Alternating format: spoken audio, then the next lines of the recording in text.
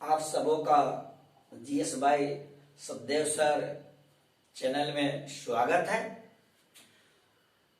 अब तक आप सब्सक्राइब ना किए हैं तो कर दें, क्योंकि आपके एक सब्सक्राइब कर देने से किसी को लाभ हो जाए तो भला आप जैसे महानुभावों का किया जाता है। तो आइए आज हम लोग को पढ़ना है सम्राट समुद्रगुप्त के बारे में, अर्थात गुप्त वंश के चौथे शासक समुद्रगुप्त के संबंध में। एक ऐसे योद्धाओं के लिए, ऐसे साहसी लोगों के लिए मैंने अपनी एक पंक्ति लिखी है। होनहार में परिलक्षित होते सारे गुण ही वीर के, सदैव ही आगे बढ़ते जाते अंधकार को चीर के, अंधकार को चीर के। आइए, तो आपका स्वागत है। समुद्रगुप्त के पिता का नाम चंद्रगुप्त प्रथम था और माता का नाम कुमार देवी था, और इनका जन्म 335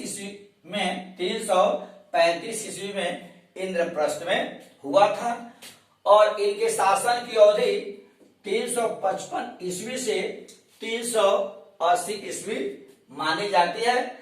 कुछ किताबों में 350 से 380 भी बताया गया है।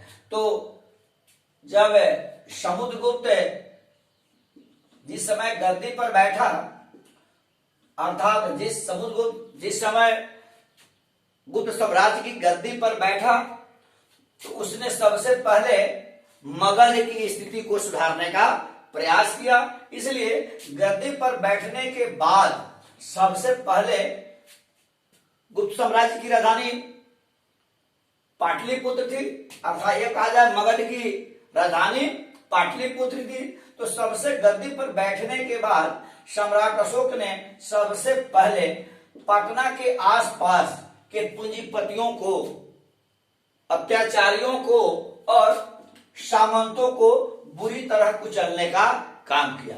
और जब सम्राट अशोक देखा कि पूरी तरह मगध पर मेरा आधिपत्य कायम हो गया, तो उस समय यह सुन रहा था समुद्रगुप्त कि उत्तरी भारत में कुछ ऐसे राजा लोग थे जो अपनी डफली और अपनी राग अलाप रहे थे।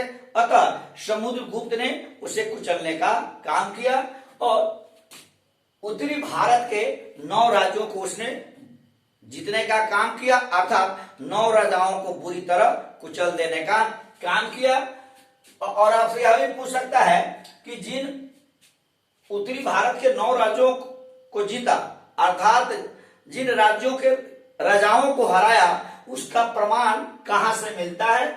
तो समुद्रगुप्त के कवि थे, समुद्रगुप्त के दरबार का सबसे बड़ा कवि था हरिसेन। समुद्रगुप्त के दरबार का सबसे बड़ा कवि कौन था? हरिसेन। इन्होंने प्रयाग प्रशस्ति लिखी थी। क्या लिखा था? प्रयाग प्रशस्ति। प्रयाग प्रशस्ति। और इसी प्रशस्ति के अनुसार यह प्रमाण मिलता है कि समुद्रगुप्त ने उत्तरी भारत के 9 राजाओं को हराया था। आपसे यह पूछेगा प्रयाग प्रशस्ति की रचना किसने की? हम लिखेंगे हरिसेन ने। हरिसेन कौन था आपसे पूछेगा, तो यह लिखेंगे कि समुद्रगुप्त के दरबार का सबसे बड़ा कवि था। आपसे यह पूछेगा कि जिन 9 राजाओं को हराया, इसका प्रमाण कहां मिलता है, तो हम लिखेंगे प्रयाग प्रशस्ति में। और उत्तरी भारत के जिन 9 राजाओं को हराया, उस राजाओं का नाम इस प्रकार है। पहला है रुद्रदेव, पहला है रुद्रदेव, दूसरा है मातिल, दूसरा है मातिल, तीसरा है नागदत्त, तीसरा है नागदत्त, चौथा है चंद्रवर्धन, चंद्रवर्धन,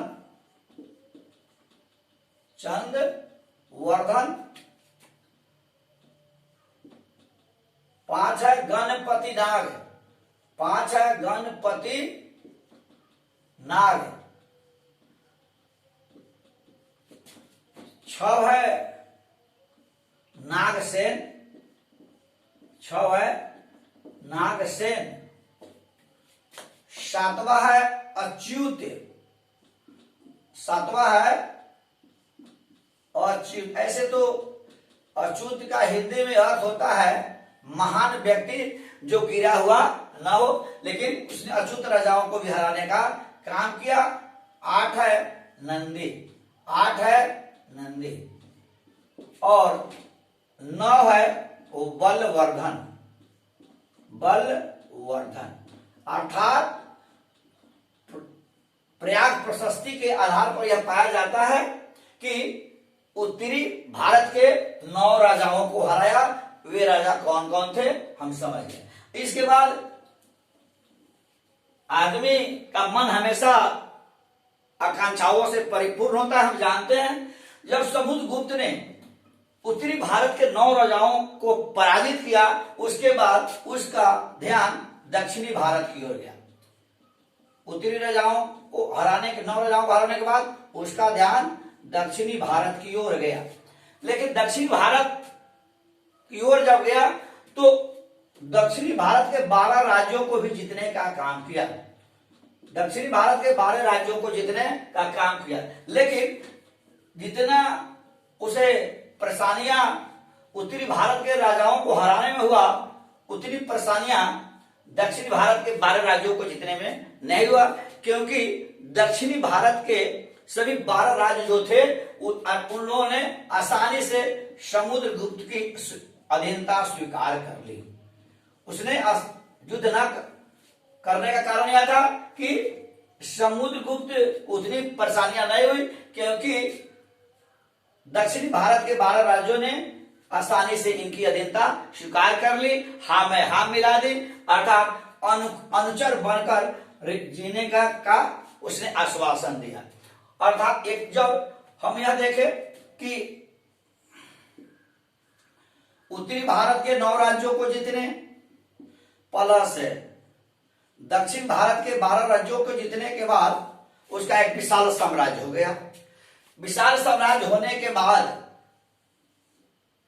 जब उसके यह विशाल साम्राज्य स्थापित हो गया, इसी की वजह से विशाल साम्राज्य स्थापित करने की वजह से, अर्थात पूरे भारत पर साम्राज्य स्थापित हो जाने की वजह से इंग्लैंड के एक ब्रिटिश इंग्लैंड के इतिहासकार है V.A.